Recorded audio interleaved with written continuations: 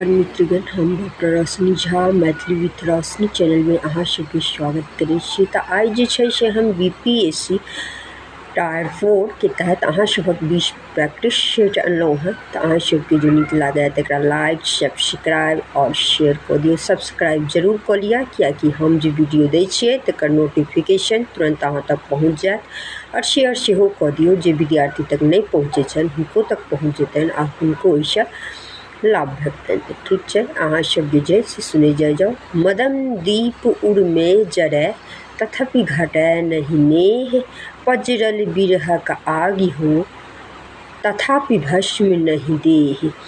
एहिमे कोन अलंकार छै?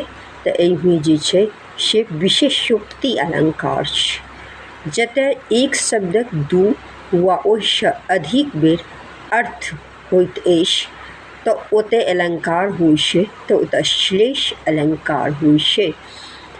बुझलियै? नाटिका भेद थी। तऽ ई जे छै उपरूपक छै।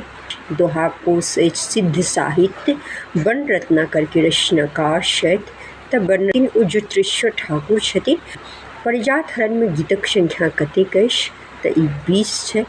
मल्लवंशीय नाटककार छलाह। तऽ ई नेपालमे छलखिन हेँ। अंकिया नाट्य विवेचन लिखने छथि।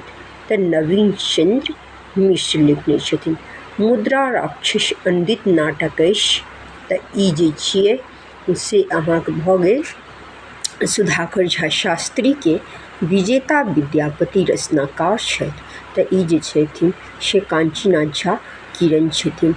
ठीक छै, अहाँ सबके हम एतेक प्रैक्टिस करेलहुँ। अहाँ सब जे छै से कतेकके प्रैक्टिस करे जाओ, स्मरण राखो, कियाकि आबैवला परीक्षाके लेल अहाँ सबके लेल उपयोगी सिद्ध हैत। चलिए, काल्हि हम कोनो कारणवश वीडियो नहीं दऽ पेने छलहुँ हँ।